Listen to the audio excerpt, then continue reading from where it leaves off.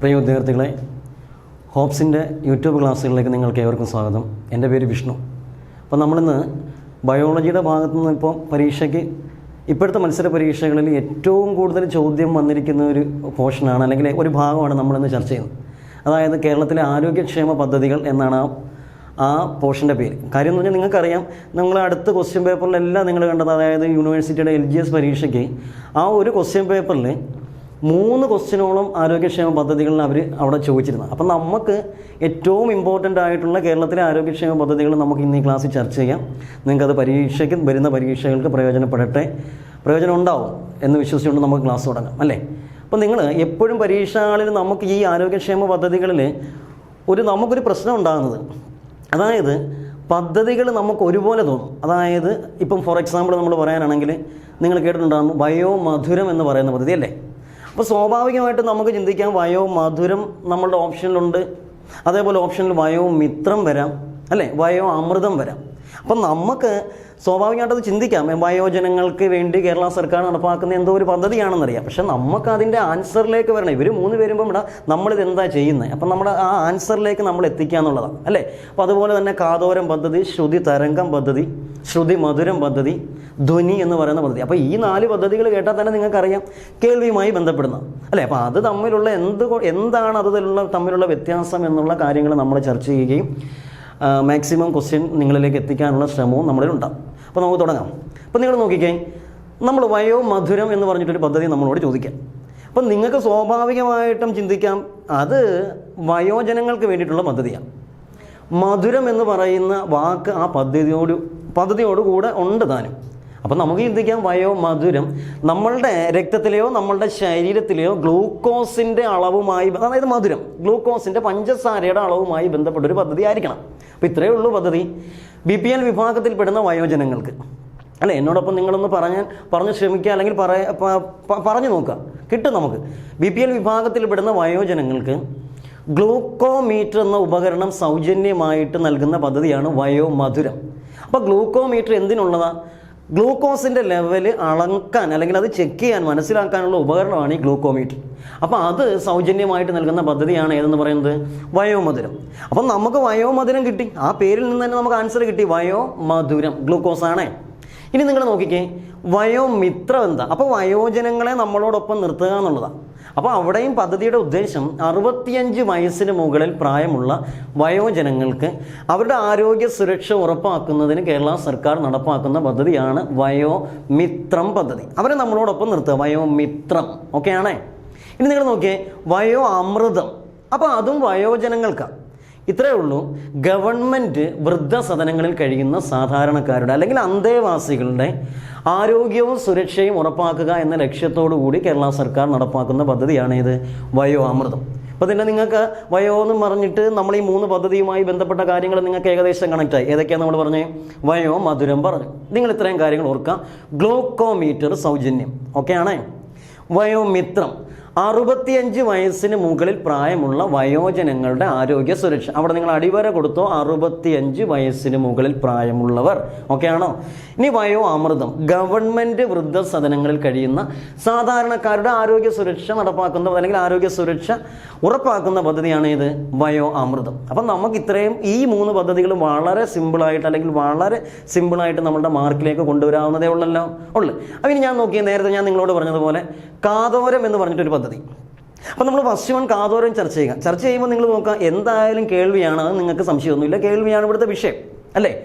5 വയസ്സിൽ താഴെയുള്ള ശ്രവണ വൈകല്യമുള്ള കുഞ്ഞുങ്ങൾ, അതായത് നവജാത ശിശുക്കളായിട്ട് ഉള്ള കുഞ്ഞുങ്ങൾക്ക് അവരുടെ ശ്രവണ വൈകല്യം പരിഹരിക്കുന്നതുമായി ബന്ധപ്പെട്ട പദ്ധതിയാണ് ഇത് കാതോരം. അപ്പോൾ കാതോരം പദ്ധതി എന്താ? നവജാത ശിശുക്കളിലെ ശ്രവണ വൈകല്യം പരിഹരിക്കുന്നതിന് നടപ്പാക്കുന്ന പദ്ധതിയാണ് ഇത് കാതോരം പദ്ധതി. ഇനി അടുത്ത പദ്ധതിയുടെ പേര് നിങ്ങളൊന്ന് ശ്രദ്ധിച്ചു, നിങ്ങൾ പേരൊന്ന് നോക്കിക്കുക. ഓപ്ഷനിൽ ശ്രുതി തരംഗം പദ്ധതി. തരംഗം, വൈബ്രേഷൻ, അല്ലേ? അപ്പം നമുക്ക് സ്വാഭാവികമായിട്ട് ചിന്തിക്കാം, നമുക്ക് നമ്മളുടെ ചെവിയിൽ വൈബ്രേഷൻ അനുഭവപ്പെടുന്ന ഭാഗം ചെവിയുടെ കോക്ലിയ എന്ന് പറയുന്ന ഭാഗത്തല്ലേ? അപ്പം നമുക്ക് ശ്രുതി തരംഗം അപ്പോൾ കോക്ലിയയുമായി ബന്ധപ്പെടുന്ന എന്തോ ഒരു പദ്ധതിയാണ്, ആണല്ലോ? നിങ്ങൾ നോക്കിക്കേ, 5 വയസ്സിൽ താഴെയുള്ള ശ്രവണ വൈകല്യമുള്ള കുഞ്ഞുങ്ങൾ, അപ്പോൾ കുഞ്ഞുങ്ങൾക്ക് വേണ്ടിയുള്ള പദ്ധതിയാണ് ശ്രുതി തരംഗം. ആ ശ്രവണ വൈകല്യമുള്ള കുട്ടികൾക്ക് കോക്ലിയ ഇംപ്ലാന്റേഷൻ നൽകുന്ന അല്ലെങ്കിൽ കോക്ലിയ ഇംപ്ലാന്റേഷനുമായി ബന്ധപ്പെടുന്ന പദ്ധതിയാണ് എന്ന് പറയുന്നത് ശ്രുതി തരംഗം. വാക്കിനകത്തുനിന്ന് ആൻസറായേ ശ്രുതി തരംഗം. ഓക്കെ ആണോ? കാതോരം എന്താണെന്നുള്ളത് നവജാത ശിശുക്കളിലെ ശ്രവണ വൈകല്യം ഫസ്റ്റ് വന്നതായിരുന്നു. ശ്രുതി തരംഗം, കോക്ലിയ ഇംപ്ലാന്റേഷൻ. ഓക്കെ ആണേ? ഇനി നിങ്ങൾ നോക്കി, ശ്രുതി തരംഗം കഴിഞ്ഞതിരിക്കട്ടെ. ഇപ്പോൾ ഒരു കുഞ്ഞിന് ശ്രുതി തരംഗം കഴിഞ്ഞു, അവൻ്റെ കോക്ലിയ ഇംപ്ലാന്റേഷൻ കഴിഞ്ഞു. ഇനി അവൻ അതുമായി ബന്ധപ്പെട്ട് എന്തെങ്കിലും തുടർ ചികിത്സ നൽകുന്നുണ്ടെങ്കിൽ, തുടരെയുള്ള ചികിത്സകൾ എന്തെങ്കിലും നൽകുന്നുണ്ടെങ്കിൽ ആ തുടർ ചികിത്സയും സൗജന്യമായി നൽകുന്ന പദ്ധതിയാണ് ഇത് ധ്വനി എന്ന് പറയുന്ന പദ്ധതി. ഏത് പദ്ധതിയാണ്? ധ്വനി. അപ്പോൾ കാതോരം ഫസ്റ്റ് വൺ, നവജാത ശിശുക്കൾ, കുഞ്ഞു ശിശുക്കൾ ആയിക്കോട്ടെ, കുഞ്ഞുങ്ങൾ. ഓക്കെ. ശ്രുതി തരംഗം, കോക്ലിയ ഇംപ്ലാന്റേഷൻ, ധ്വനി. കോക്ലിയ ഇംപ്ലാന്റേഷൻ കഴിഞ്ഞ കുട്ടികൾക്ക് എന്ത് ചെയ്യുക? അവർക്ക് അതിൻ്റെ തുടർ ചികിത്സ സൗജന്യമാക്കുക. ഓക്കെ ആണല്ലോ? ഇപ്പം തന്നെ നിങ്ങൾ സിമ്പിളായിട്ടൊരു 7 പദ്ധതി പഠിച്ചില്ലേ? 7 പദ്ധതി പഠിച്ചില്ലേ? ഏതൊക്കെയാണ് നിങ്ങളുടെ കയ്യിലുണ്ടോ? ഒന്ന് നോക്കിക്കേ. ഒന്നാമത്തെ നമ്മൾ പറഞ്ഞ പദ്ധതി ഏതാ? വയോമധുരം. ഓക്കെ. സെക്കൻഡ് വൺ നമ്മൾ പറഞ്ഞ പദ്ധതി എന്താ? വയോമിത്രം. ഓക്കെ. തേർഡ് നമ്മൾ പറഞ്ഞ പദ്ധതി എന്താ? വയോ അമൃതം. ഇപ്പം തന്നെ നിങ്ങൾ ഈ കണ്ടുകൊണ്ടിരിക്കുന്ന ഓരോ ആൾക്കാർക്കും ഇതിൻ്റെ ആൻസർ വ്യക്തമായിട്ട് നിങ്ങളുടെ മൈൻഡിലുണ്ടാവും, അല്ലെങ്കിൽ നിങ്ങളുടെ പുസ്തകത്തിലുണ്ടാവും. ഓക്കെ. കാതോരം, നവജാത ശിശു. ഓക്കെ ആണോ? അത് കഴിഞ്ഞിട്ട് നമ്മൾ എന്താ പറഞ്ഞത്? ശ്രുതി തരംഗം. പരീക്ഷയ്ക്ക് ഇരിക്കുമ്പോൾ തന്നെ നമ്മൾ ക്വസ്റ്റ്യൻ കിട്ടിയാൽ നമുക്ക് ആൻസർ ഓപ്ഷനിലേക്ക് പോയേ വേണ്ട. ശ്രുതി തരംഗം, കോക്ലിയ ഇംപ്ലാന്റേഷൻ. ഓക്കെ ആണേ? അത് കഴിഞ്ഞു, കോക്ലിയ ഇംപ്ലാന്റേഷൻ കഴിഞ്ഞു. അതിനുശേഷം എന്ത് ചെയ്യണം? തുടർ ചികിത്സ നൽകണം, ധ്വനി എന്ന് പറയുന്ന പദ്ധതി. ഓക്കെ ആണോ? ഇനി നമ്മൾ ഏറ്റവും അവസാനം പറഞ്ഞ പദ്ധതി എന്താ? ഇനി അതുമായി ബന്ധപ്പെട്ട് ഒരു പദ്ധതി കൂടെ നിങ്ങൾക്ക് പഠിക്കാനുണ്ടെന്ന് അറിയാമോ? ശ്രുതി മധുരം. ശ്രുതി മധുരം. നിങ്ങളൊന്ന് ആലോചിക്കുക, ഈ പദ്ധതി കേൾക്കുമ്പോൾ നമ്മളുടെ മനസ്സിലേക്ക് എന്തായാലും കേൾവിയാണ്. നിങ്ങൾ ഹെഡ്സെറ്റൊക്കെ ഉപയോഗിച്ച് മധുരമുള്ള പാട്ടുകൾ കേൾക്കാറുണ്ടേ? ശ്രുതി മധുരം. നമുക്ക് മധുരമുള്ള ഒരുപാട് പാട്ടുകൾ നമ്മൾ ഹെഡ്സെറ്റൊക്കെ ഉപയോഗിച്ച് രാത്രിയിലൊക്കെ നമ്മൾ കേൾക്കാറുണ്ട്. അപ്പോൾ അങ്ങനെ കേൾക്കുമ്പോൾ തന്നെ അങ്ങനെ ഒരു പദ്ധതിയുടെ ഉദ്ദേശം തന്നെ അതാണ്, ശ്രവണ ഉപകരണം സൗജന്യമായി നൽകുന്ന പദ്ധതി. എന്താ പദ്ധതിയുടെ പേര്? ശ്രവണ ഉപകരണം, ശ്രവണ സഹായി സൗജന്യമായി നൽകുന്ന പദ്ധതി. ഓക്കെ ആണേ? നമ്മളൊരു 7 പദ്ധതി പഠിച്ച് ഏകദേശം നിങ്ങൾ ഓക്കെ ആണേ? നമുക്ക് അടുത്തതിലോട്ട് പോകാമല്ലോ. അടുത്തതിലോട്ട് പോകാം.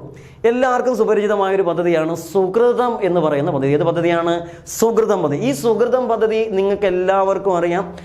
മമ്മൂട്ടി അദ്ദേഹം ബ്രാൻഡ് അംബാസിഡർ ആയിട്ടുള്ള കേരള സർക്കാർ നടപ്പാക്കുന്ന നവീന പദ്ധതിയാണ് ഈ സുകൃതം. എന്താണെന്ന് ചോദിച്ചാൽ നമുക്കറിയാം, ക്യാൻസർ രോഗ ചികിത്സ തിരഞ്ഞെടുക്കപ്പെട്ട മെഡിക്കൽ കോളേജുകൾ ഉൾപ്പെടെയുള്ള ഹോസ്പിറ്റലുകളിൽ സൗജന്യമാക്കുന്ന പദ്ധതിയാണ് ഇത് സുകൃതം. ഏത് പദ്ധതിയാണ് പറഞ്ഞേ?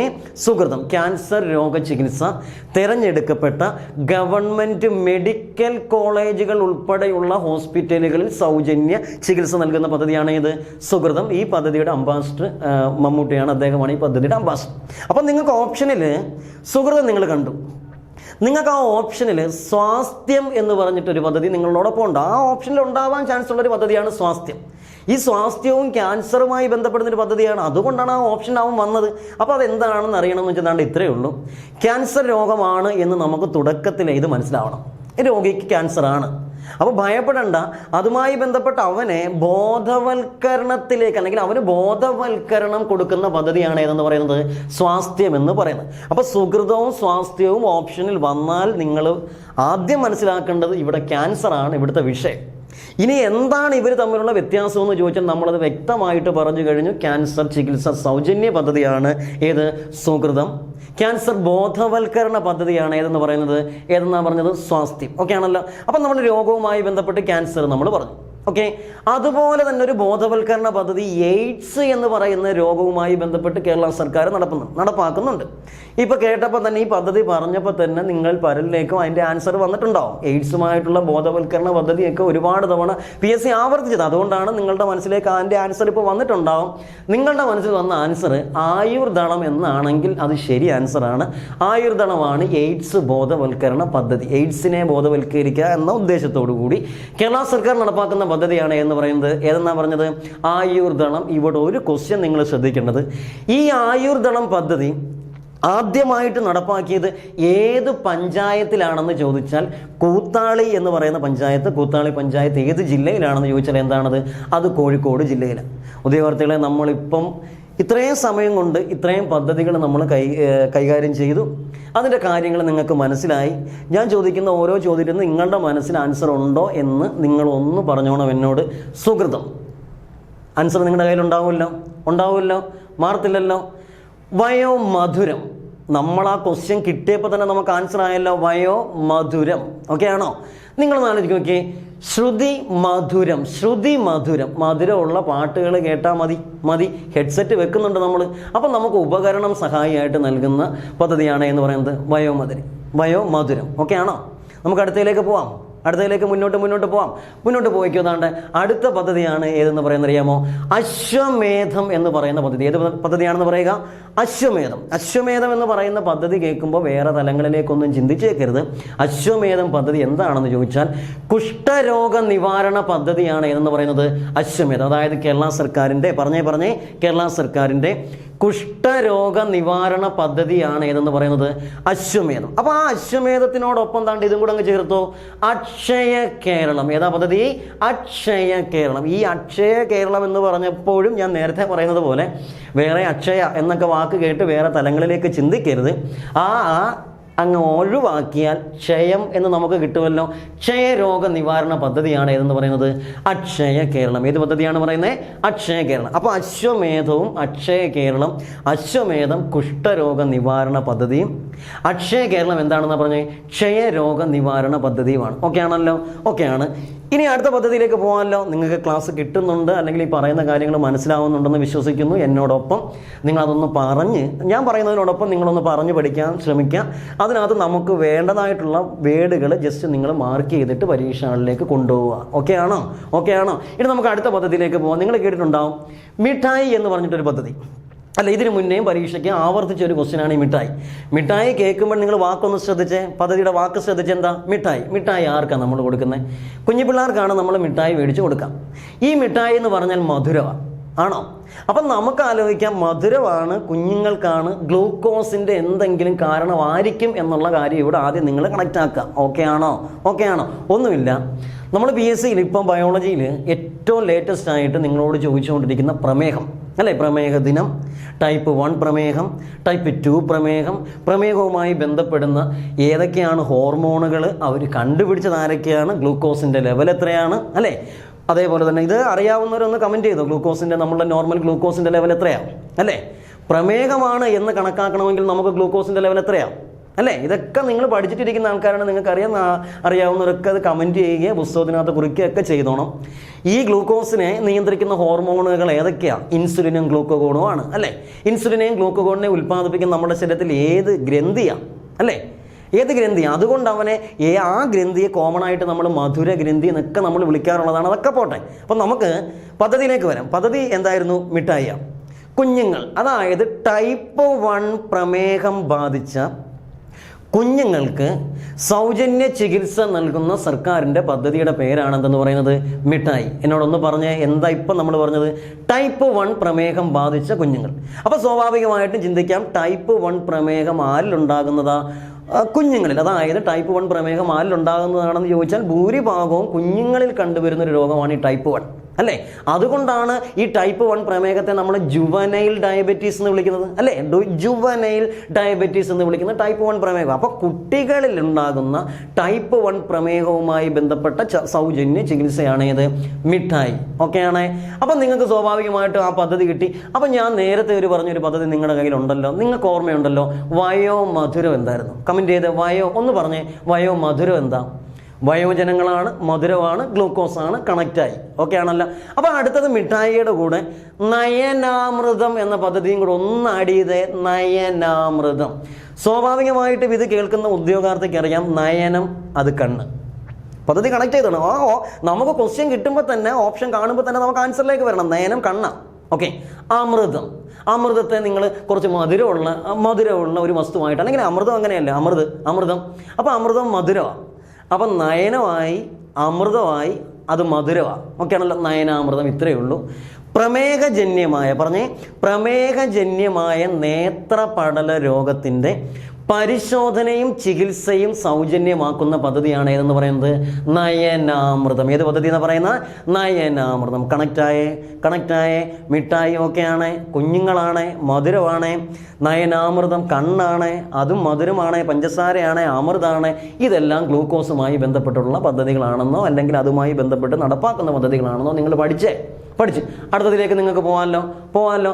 നിങ്ങൾ നോക്കിക്കേ, ഉഷസ് എന്ന് പറഞ്ഞിട്ടൊരു പദ്ധതി കേരള സർക്കാർ നടപ്പാക്കി. ഉഷസ് എവിടെങ്കിലും കേട്ടിട്ടുണ്ടോ? കേട്ടിട്ടുണ്ട്, നമുക്കറിയാം. ഉഷസ് എന്ന് പറയുന്ന പദ്ധതി എന്താ? നഗരചേരികളിൽ കഴിയുന്ന, എന്നോട് പറഞ്ഞേ, നഗരചേരികളിൽ കഴിയുന്ന സാധാരണക്കാരുടെ ആരോഗ്യ സുരക്ഷ ഉറപ്പാക്കാൻ നടപ്പാക്കുന്ന പദ്ധതിയാണ് ഇത് ഉഷസ്. കണക്റ്റ് ആവാൻ ഒരു ബുദ്ധിമുട്ടുമില്ല. 2 തവണ ഒന്ന് പറഞ്ഞാൽ മതി, നമുക്ക് ഓപ്ഷനിൽ നിന്ന് നമുക്ക് ആൻസറിലേക്ക് നമുക്ക് എത്താവുന്നതേ ഉള്ളൂ. ഓക്കെയാണ്. ഉഷസ് നഗരചേരികൾ കഴിയുന്ന സാധാരണക്കാരുടെ ആരോഗ്യ സുരക്ഷ ഉറപ്പാക്കുന്ന പദ്ധതിയാണ് എന്ന് പറയുന്നത് ഉഷസ്. കണക്റ്റ് ആയോ? ഇനി നിങ്ങൾ നോക്കിക്കേ, ഞാൻ ഈ ക്ലാസ് തുടങ്ങുന്നതിന് മുന്നേ നിങ്ങളോട് പറഞ്ഞു, യൂണിവേഴ്സിറ്റി LGS പരീക്ഷ നടന്നു. നിങ്ങൾ ഈ ക്ലാസ് കാണുന്ന ഉദ്യോഗാർത്ഥികൾ ആ ക്വസ്റ്റ്യൻ പേപ്പർ കണ്ടതായിരിക്കണം, അല്ലെങ്കിൽ പരീക്ഷ എഴുതിയ ആൾക്കാരായിരിക്കണം. പരീക്ഷ എഴുതിയില്ലെങ്കിൽ പോലും ക്വസ്റ്റ്യൻ പേപ്പർ വർക്കൗട്ട് ചെയ്യുന്ന എല്ലാ ആൾക്കാരും ഈ 3 ക്വസ്റ്റ്യൻ നിങ്ങൾ കണ്ടു കാണും. അവിടെ നിങ്ങളോട് ചോദിച്ച ക്വസ്റ്റ്യന് അമൃതം ആരോഗ്യം പദ്ധതി. ഈ പദ്ധതി ചോദിക്കുമ്പോഴൊക്കെ നിങ്ങളൊരു കാര്യം പ്രത്യേകം ശ്രദ്ധിച്ചോണം. അമൃതം ആരോഗ്യം പദ്ധതി ജീവിതശൈലി രോഗനിർണയവും തുടർന്നുള്ള പരിശോധനയും ചികിത്സയും സൗജന്യമാക്കുക, അല്ലെങ്കിൽ നിർണയിക്കുകയും അതിനുള്ള ചികിത്സ സൗജന്യമാക്കുക എന്ന പദ്ധതിയാണ് ഇത് അമൃതം ആരോഗ്യം. അപ്പം നിങ്ങൾക്ക് സ്വാഭാവികമായിട്ട് ഇവിടെ നിങ്ങൾ മനസ്സിലാക്കേണ്ട വേറൊരു പോയിന്റ് എന്താണെന്നറിയാമോ? നമ്മളുടെ ഈ അടുത്ത് വന്ന PSC പരീക്ഷകളിലൊന്നും, അല്ലേ, ഒരു പരീക്ഷകളിൽ പോലും അല്ലെങ്കിൽ ക്വസ്റ്റ്യൻ പേപ്പറിൽ പോലും ജീവിതശൈലി രോഗങ്ങളെ ഒഴിവാക്കിയതായിട്ട് കണ്ടിട്ടില്ല, അല്ലേ? ബയോളജിയിൽ ജീവിതശൈലി രോഗങ്ങളെന്ന് പറയുന്ന ഭാഗങ്ങൾ ഇല്ലാത്തതായിട്ടൊരു ക്വസ്റ്റ്യൻ പേപ്പർ വളരെ കുറവാണെന്നാണ്. അപ്പോൾ അതിൽ നിന്നൊക്കെ വന്ന ക്വസ്റ്റ്യനാണ് അമൃതം ആരോഗ്യം. ജീവിതശൈലി രോഗനിർണയവും നിർണയവും തുടർ ചികിത്സ സൗജന്യമാക്കുന്ന പദ്ധതിയാണ് ഇത് ഈ പറയുന്നത് പോലെ അമൃതം ആരോഗ്യം, അല്ലേ? ഇനി നമ്മൾ ആ ക്വസ്റ്റ്യൻ പേപ്പറിലെ അടുത്ത ക്വസ്റ്റ്യനിലേക്ക് പോകുന്നതിന് മുന്നേ ഞാനൊരു 2 ക്വസ്റ്റ്യനും കൂടെ നിങ്ങളെ പരിചയപ്പെടുത്തിക്കോട്ടെ. കെയർ ഓൺ വീൽസ് എന്ന് പറയുന്ന പദ്ധതി എന്താ? കേട്ടിരിക്കുന്ന ആർക്കെങ്കിലും അതിൻ്റെ ആൻസർ മനസ്സിലായെങ്കിൽ മനസ്സിലൊന്ന് പറഞ്ഞ്, അല്ലെങ്കിൽ ഉറക്കെ ഒന്ന് പറഞ്ഞ്, കെയർ ഓൺ വീൽസ് എന്താ? അപ്പോൾ കെയർ ഓൺ വീൽസ് എന്ന് പറഞ്ഞാൽ ഇത് ഇത്രയേ ഉള്ളൂ. അതായത് ജീവിതശൈലി രോഗ നിയന്ത്രണം, ജീവിതശൈലി രോഗം നിയന്ത്രണം. അപ്പോൾ ഇവനൊരു വിഷയമാണെന്നുള്ളതിൻ്റെ ഏറ്റവും വലിയ തെളിവുകളാണ് ഇതൊക്കെ, ജീവിതശൈലി. അപ്പോൾ ജീവിതശൈലി രോഗ നിയന്ത്രണവും നിയന്ത്രിക്കുക, അതിനായിട്ട് സഞ്ചരിക്കുന്ന ക്ലിനിക്കുകൾ രൂപപ്പെടുത്തിയ പദ്ധതിയാണ്, അല്ലെങ്കിൽ സഞ്ചരിക്കുന്ന ക്ലിനിക്കുകൾ ആണ് ഈ പദ്ധതിയുടെ ഉദ്ദേശം. പദ്ധതിയുടെ പേരെന്താ? Care on wheels. വീല് സഞ്ചരിക്കുന്ന ക്ലിനിക്കുകൾ. ഓക്കെയാണ്. അപ്പം നിങ്ങൾ അടുത്ത പദ്ധതിയിലേക്ക് പോയേ, കെയർ ഓൺ വേവ്സ്. വേവ്, തരംഗം, തിരമാല, വേവ്സ്, അല്ലേ? അപ്പോൾ എന്താണ് ആ പദ്ധതിയിൽ തന്നെ ഉണ്ട്. അതിൻ്റെ ആൻസർ എന്താണെന്ന് അറിയാമോ? ഇപ്പോൾ തുരുത്തുകളിലോ വെള്ളക്കെട്ടുകളിലോ കഴിയുന്ന സാധാരണക്കാർ, എവിടെയാണെന്നാ പറഞ്ഞേ? തുരുത്തുകളിലോ വെള്ളക്കെട്ടുകളിലോ കഴിയുന്ന സാധാരണക്കാർ, അല്ലേ? അവർക്ക് അവരുടെ ജീവിതശൈലി രോഗ നിയന്ത്രണവുമായി ബന്ധപ്പെട്ട് ബോട്ടുകളിൽ സ്ഥാപിച്ചിരിക്കുന്ന ക്ലിനിക്കുകളാണ് ഏതെന്ന് പറയുന്നത്? Care on waves. വീലെന്ന് പറയുമ്പോൾ സഞ്ചരിക്കുക, റോഡിൽ കൂടെ സഞ്ചരിക്കുക. വീല് അങ്ങനെ മനസ്സിലാക്കിയാൽ മതി. വേവ്സ്, തരംഗം, തിരമാല, അല്ലെങ്കിൽ ജലതരംഗം എന്നൊക്കെ ഓർത്താലും മതി. അങ്ങനെയാണെങ്കിൽ നമുക്ക് അതിൻ്റെ ആൻസർ കണക്ട് ചെയ്തുകൂടെ? അപ്പോൾ അമൃതം ആരോഗ്യം പദ്ധതിയുടെ കൂടെ ഇത് രണ്ടും അങ്ങ് കണക്ട് ചെയ്യുമല്ലോ. ഇനി നിങ്ങളോട് ആ LGSന് അടുത്ത ക്വസ്റ്റ്യൻ ചോദിച്ചു. നിങ്ങളോട് ചോദിച്ചു, മാതൃജ്യോതി പദ്ധതി എന്താ? അല്ലേ? ക്വസ്റ്റ്യൻ കണ്ട ആൾക്കാരാണ് നിങ്ങളല്ല, നിങ്ങൾക്കിത് അറിയാം. മാതൃജ്യോതി എന്താ? അപ്പോൾ അവിടെ നമ്മൾ ആ പരീക്ഷ എഴുതിയ ഉദ്യോഗാർത്ഥി ആ പരീക്ഷകളിൽ നേരിട്ട ഒരു വിഷയം, ഒരു പ്രശ്നം, ആ ഓപ്ഷനിൽ മാതൃയാനം എന്നൊരു പദ്ധതി ഉണ്ടായിരുന്നു, അല്ലേ? അപ്പം നിങ്ങൾ നോക്കിയേ, മാതൃജ്യോതിയുണ്ട്, മാതൃയാനവും നമ്മളുടെ ഓപ്ഷനിലുണ്ട്. അപ്പോൾ അവർ നിങ്ങളോട് ചോദിച്ച ചോദ്യം ഇതാ. അതായത് ഭിന്നശേഷിക്കാരായ അമ്മമാർക്ക്, അല്ലേ, അവർക്ക് ജനിക്കുന്ന കുഞ്ഞിന് 2 വയസ്സാകുന്നത് വരെ അവൻ്റെ ആരോഗ്യ സുരക്ഷ ഉറപ്പാക്കുന്ന പദ്ധതിയാണ് മാതൃജ്യോതി. ഓക്കെയാണോ? ഭിന്നശേഷിക്കാരായ അമ്മമാരാണ്, അവർക്ക് ജനിക്കുന്ന കുഞ്ഞുങ്ങളാണ്. ആ കുഞ്ഞിന് 2 വയസ്സാകുന്നത് വരെ എന്ത് ചെയ്യുക? പദ്ധതി നടപ്പാക്കി കൊടുക്കുക. അതായിരുന്നു നിങ്ങളോട് ചോദിച്ച ക്വസ്റ്റ്യൻ. ഓക്കെയാണ്. മാതൃജ്യോതി. അപ്പോൾ ഓപ്ഷനിൽ ഈ മാതൃയാനം എവിടെ നിന്ന് വന്നതാണ്, അല്ലെങ്കിൽ ഈ മാതൃയാനം എന്താ അറിയാം? ഈ ഭൂരിഭാഗം ഈ ക്ലാസ് കാണുന്ന ആൾക്കാർക്ക് ഈ മാതൃയാനമൊക്കെ എന്തായാലും കിട്ടും. എന്താ? പ്രസവാനന്തരം അമ്മയ്ക്ക് കുഞ്ഞ് പ്രസവിച്ചു, ഈ പ്രസവാനന്തരം ഈ അമ്മയ്ക്കും ഈ കുഞ്ഞിനും വീട്ടിലേക്കുള്ള യാത്ര സൗജന്യമാക്കി കൊടുക്കുന്ന കേരള സർക്കാരിൻ്റെ പദ്ധതിയാണ് ഏതെന്ന് പറയുന്നത് മാതൃയാനം. ഏതാ പദ്ധതി എന്ന് പറയുക? മാതൃയാനം പദ്ധതി. ഓക്കെയാണ്, കണക്റ്റായേ? ഇതൊക്കെ നിങ്ങൾ ക്വസ്റ്റ്യൻ പേപ്പർ അറിയാവുന്നതോ കണ്ടതോ ആൾക്കാർക്ക് അറിയാം. ഈ അടുത്തിടയിലായി PSC ഒരുപാട് തവണ ആവർത്തിച്ച ക്വസ്റ്റ്യനുകളാണിത്. ഒരു പരീക്ഷയിൽ 2 or 3 ക്വസ്റ്റ്യൻ വരാൻ ചാൻസുള്ള ഒരു ഭാഗമാണ് ഈ ആരോഗ്യക്ഷേമ പദ്ധതികൾ. അത് നിങ്ങൾ ഒരിക്കലും മിസ് ചെയ്യരുത്. നിങ്ങൾക്ക് വെറുതെ കിട്ടുന്ന 2 or 3 മാർക്കാണിത്. ജസ്റ്റ് ഒന്ന് വായിച്ച് പഠിച്ചുകൊണ്ട് പോയാൽ മാത്രം മതി. ഓക്കെ ആണോ? നമുക്ക് അടുത്തതുമായി ബന്ധപ്പെട്ട് മുന്നോട്ട് പോയാലോ? ഞാൻ ഈ പറഞ്ഞതൊക്കെ നോട്ടിൽ ഉൾപ്പെടുത്തി റിവൈൻഡ് ചെയ്തൊന്ന് ജസ്റ്റ് വായിച്ചുകൊണ്ട് പോയാൽ മാത്രം അടുത്തേക്ക് പോയാലോ. ഇനി അവിടെ നിങ്ങൾ ആ പരീക്ഷയുടെ അടുത്ത ക്വസ്റ്റ്യൻ പേപ്പർ സ്നേഹക്കൂട് എന്ന് പറയുന്ന പദ്ധതി. അപ്പോൾ സ്നേഹക്കൂട് കേൾക്കുമ്പോൾ ഓപ്ഷനിൽ ഉണ്ടായിരുന്ന സ്നേഹപൂർവ്വം മറന്നു പോകരുത്. അതായത് കഴിഞ്ഞ പോലീസിൻ്റെ പരീക്ഷയ്ക്ക് ചോദിച്ച ക്വസ്റ്റ്യനാണ് ഈ സ്നേഹപൂർവ്വം. എന്തായാലും നമുക്ക് LGSൻ്റെ ക്വസ്റ്റ്യൻ പേപ്പറിലേക്ക് തന്നെ വരാം. സ്നേഹക്കൂട് എന്താ സ്നേഹക്കൂട്? പറഞ്ഞ അറിയാവുന്ന ആൾക്കാർ പറഞ്ഞു. സ്നേഹക്കൂട് മാനസിക സമ്മർദ്ദങ്ങളിൽ നിന്ന്, അതായത് മാനസിക സമ്മർദ്ദങ്ങളിൽ നിന്ന് മുക്തി നേടിയവർ അല്ലേ, മാനസിക സമ്മർദ്ദങ്ങളിൽ നിന്ന് മുക്തി നേടിയ ആൾക്കാർ, അവരെ പുനരധിവസിപ്പിക്കാനായി നടപ്പാക്കുന്ന പദ്ധതിയാണ് എന്ന് പറയുന്നത് സ്നേഹക്കൂട് എന്ന് പറയുന്ന പദ്ധതി. ഏത് പദ്ധതിയാണത്? സ്നേഹക്കൂട്. ഇതാണ് നിങ്ങളോട് അവിടെ ചോദിച്ചത്. ഓക്കെയാണ്.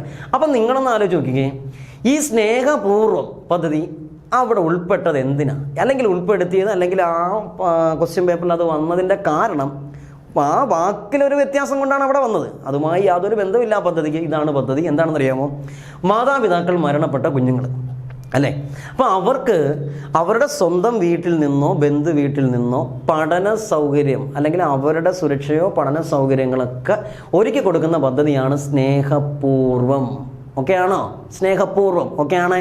അപ്പം നമുക്ക് സ്നേഹക്കൂട് എന്താണെന്ന് വളരെ വ്യക്തമായിട്ട് നിങ്ങൾ പഠിച്ചു. പരീക്ഷ ക്വസ്റ്റ്യൻ പേപ്പർ കണ്ട ആൾക്കാരാണ് നിങ്ങളെല്ലാം. സ്നേഹപൂർവ്വം എന്താണെന്ന് ചോദിച്ചാൽ എന്താണെന്നാണ് നമ്മൾ പറഞ്ഞത്? നമ്മളുടെ ഈ പറയുന്നത് പോലെ മാതാപിതാക്കൾ മരണപ്പെട്ട കുഞ്ഞുങ്ങളുടെ സുരക്ഷയോ പഠനമോ. ഓക്കെ ആണല്ലോ. ഈ സ്നേഹപൂർവ്വം പദ്ധതിയിൽ ഒരു കാര്യം കൂടെ നിങ്ങൾ ശ്രദ്ധിച്ചോണം. എയ്ഡ്സ് ബാധിതരായ കുഞ്ഞുങ്ങളെ അല്ലെങ്കിൽ മക്കളെ കൂടി ഈ സ്നേഹപൂർവ്വം പദ്ധതിയിൽ സർക്കാർ ഉൾപ്പെടുത്തിയിട്ടുണ്ട്. എയ്ഡ്സ് ബാധിതരായ കുഞ്ഞുങ്ങളെ കൂടി. അപ്പോൾ സ്നേഹക്കൂട് കണക്റ്റായി, സ്നേഹപൂർവ്വം കണക്റ്റായി. നിങ്ങൾ നോക്കിക്കേ, ആ ഓപ്ഷൻ വരാനുള്ള ഒരു ക്വസ്റ്റ്യൻ നിങ്ങളുടെ മൈൻഡിൽ ഇപ്പോൾ നിങ്ങൾ കാണുന്ന ആൾക്കാരുടെ കാര്യം കാണും. അടുത്ത ഞാൻ എന്താണ് പറയാൻ പോകുന്നുള്ളത്? സ്നേഹക്കൂടായപ്പോൾ സ്നേഹപൂർവ്വമായി അല്ലേ. ഇങ്ങോട്ട് നോക്കിയിരുന്നാണ് സ്നേഹസാന്ത്വനം. എത്ര തവണ പരീക്ഷയ്ക്ക് ചോദിച്ചതാ സ്നേഹസാന്ത്വനം. എന്താ സ്നേഹസാന്ത്വനം? എൻഡോസൾഫാൻ ദുരിതബാധിതർക്ക് അല്ലേ, എൻഡോസൾഫാൻ ദുരിതബാധിതർക്ക് പ്രതിമാസം അവർക്ക് ബാധിച്ചവർക്ക് പ്രതിമാസ പെൻഷൻ നൽകുന്ന പദ്ധതിയാണ് എന്ന് പറയുന്നത് സ്നേഹപൂർവ്വം പദ്ധതി. അപ്പോൾ സ്വാഭാവികമായിട്ടും ക്ലാസ് കണ്ടുകൊണ്ടിരിക്കുന്ന നിങ്ങൾക്ക് ഇവിടെ ഒരു സംശയം ഉണ്ടാവും, സാറേ എത്ര രൂപയാണ് അവരുടെ ഈ ധനസഹായം കൊടുക്കുന്നത് എന്നൊരു അങ്ങനെ ഒരു ക്വസ്റ്റ്യൻ വരുമ്പോൾ തന്നെ നിങ്ങൾക്ക് സ്വാഭാവികമായിട്ടും അങ്ങനെ ഒരു ചോദ്യം ഉന്നയിക്കാം. എത്ര രൂപയാണ് അല്ലെങ്കിൽ എത്രയാണ് അവരുടെ തുക? ഇവിടെ ഈ സ്നേഹസാന്ത്വനം പദ്ധതിയിൽ എൻഡോസൾഫാൻ ദുരിതം ബാധിച്ചവർക്ക് അവർക്ക് രോഗം ബാധിച്ച തീവ്രതയുടെ അടിസ്ഥാനത്തിലാണ് ഈ ധനസഹായം നൽകുന്നത്. അപ്പം ഒരാൾക്ക് ബാധിച്ചതുപോലെ ആയിരിക്കത്തില്ല മറ്റൊരാൾക്ക്, അതുപോലെ ആയിരിക്കത്തില്ല മറ്റൊരാൾക്ക്. അപ്പം ആ തീവ്രതയെ നോക്കിയിട്ടാണ് എന്ത് നൽകുന്നത്? സ്നേഹപൂർവ്വം പദ്ധതിയിലൂടെ സ്നേഹസാന്ത്വനം പദ്ധതിയിലൂടെ എന്ത് നൽകുക? ധനസഹായം നൽകുക. അപ്പോൾ അത്രയും കണക്റ്റായല്ലോ. സ്നേഹക്കൂട്, സ്നേഹപൂർവ്വം, സ്നേഹസാന്ത്വനം. ഓക്കെ ആണല്ലോ. അപ്പം നിങ്ങൾ നോക്കിയേ, നിങ്ങൾ ആ വാക്കിൽ നിന്ന് കണക്ട് ചെയ്ത ഒരു ക്വസ്റ്റ്യനിലേക്ക് നിങ്ങൾ പോയ സ്നേഹസാന്ത്വനം ആണോ? അപ്പം എന്താ സാന്ത്വന പരിചരണം? എന്താ? പറഞ്ഞു. ഈ ക്ലാസ്സിൽ കാണുന്ന ആൾക്കാർക്ക് അറിയാമായിരിക്കും. സാന്ത്വന പരിചരണം. ഓക്കെ ആണോ? കിടപ്പ് രോഗികളെ അവരുടെ വീട്ടിലെത്തി, കിടപ്പ് രോഗികളാണെങ്കിൽ അവരുടെ വീട്ടിൽ ചെന്ന് രക്തപരിശോധന ഉൾപ്പെടെയുള്ള പരിചരണം നടപ്പാക്കുന്ന അല്ലെങ്കിൽ പരിചരണം നൽകുന്ന പദ്ധതിയാണ് എന്ന് പറയുന്നത് സാന്ത്വന പരിചരണം. ഏതാണെന്ന് പറയുന്നത്? സാന്ത്വന പരിചരണം. ഓക്കെ ആണോ? കിടപ്പ് രോഗികളെ അവരുടെ വീട്ടിലെത്തി രക്തപരിശോധന ഉൾപ്പെടെയുള്ള പരിചരണം നൽകുന്ന സർക്കാർ നടപ്പാക്കുന്ന പദ്ധതിയുടെ പേരാണ് എന്ന് പറയുന്നത് സാന്ത്വന പരിചരണം. ഏതാണെന്ന് പറഞ്ഞേ? സാന്ത്വന പരിചരണം. അപ്പോൾ സ്വാഭാവികമായിട്ടും നിങ്ങൾക്ക് അടുത്ത ക്വസ്റ്റ്യൻ കണക്റ്റ് ആക്കിക്കൂടെ? കിടപ്പ് രോഗികളെ വീട്ടിലെത്തി അവരെ പരിചരിക്കുന്നത് ശരിയാണ്. അത് നമ്മൾ ഈ പറഞ്ഞതുപോലെ ഈ കഴിഞ്ഞ പദ്ധതി. അങ്ങനെയാണെങ്കിൽ ആശ്വാസകിരണമോ? നിങ്ങളൊന്ന് ചിന്തിച്ചേ, ഈ ആശ്വാസകിരണം പദ്ധതി എന്താ ആശ്വാസകിരണം? ഒന്നുമില്ല, അതിനോടൊപ്പം ചേർത്തങ്ങ് എഴുതിക്കോ, പഠിച്ചോ. ആശ്വാസകിരണം കിടപ്പ് രോഗികളെ പരിചരിക്കുന്നവർക്ക് അല്ലേ, പരിചരണം കൊടുക്കുന്നവർക്ക് പ്രതിമാസ പെൻഷൻ നൽകുന്ന പദ്ധതിയാണ് ഏതെന്ന് പറയുന്നത് ആശ്വാസ കിരണം. ഏതാണെന്ന് പറഞ്ഞേ? ആശ്വാസ കിരണം. കിടപ്പ് രോഗികളെ അവരുടെ വീട്ടിലെത്തി പരിചരിക്കുന്നതാണെങ്കിൽ സാന്ത്വന പരിചരണവും, കിടപ്പ് രോഗികളെ പരിചരിക്കുന്നവർക്ക് പ്രതിമാസ പെൻഷൻ നൽകുന്ന പദ്ധതിയാണെങ്കിൽ ഏതാണെന്ന് പറയുക? ആശ്വാസ കിരണം. ഏതാണെന്ന് പറഞ്ഞേ? ആശ്വാസ കിരണം. കണക്റ്റായോ? ഇപ്പം നിങ്ങൾക്ക് ചോദിക്കാം, നേരത്തെ ഞാനൊരു ക്വസ്റ്റ്യൻ പറഞ്ഞപ്പോൾ സാറേ ഞങ്ങൾ പെൻഷൻ തുക ചോദിച്ചപ്പോൾ എൻഡോസൾഫാൻ അങ്ങനെ കൊടുക്കുന്നില്ലെന്ന് പറഞ്ഞല്ലേ. അപ്പോൾ ആശ്വാസകിരണം അവർക്ക് പരിചരണം നൽകുന്നവർക്ക് പ്രതിമാസ പെൻഷൻ നൽകുന്നതാണല്ലോ. പൂർണ്ണമായിട്ട് അല്ലെങ്കിൽ നിങ്ങൾക്ക് ചോദിക്കാം എത്ര രൂപയാണ് കൊടുക്കുന്നതെന്ന് ചോദിച്ചാൽ പ്രതിമാസം 600 രൂപയാണ് അവരുടെ പെൻഷൻ തുക. ഓക്കെ ആണോ? പ്രതിമാസം എത്രയാണെന്ന് പറഞ്ഞേ? 600 രൂപയാണ് അവരുടെ എന്തെന്ന് പറയുന്നത് പെൻഷൻ തുക. അപ്പോൾ ഇത്രയും കാര്യങ്ങൾ ഇത്രയും നേരം കൊണ്ട് നമ്മൾ കുറേ പദ്ധതികൾ ചർച്ച ചെയ്ത് താഴത്തേക്ക് നീങ്ങി വരിക. ഓക്കെ ആണല്ലോ? ഓരോ പദ്ധതികൾ പറയുമ്പോഴും നിങ്ങൾക്കത് കണക്റ്റ് ആവുന്നുണ്ടെന്ന് വിശ്വസിക്കുന്നു.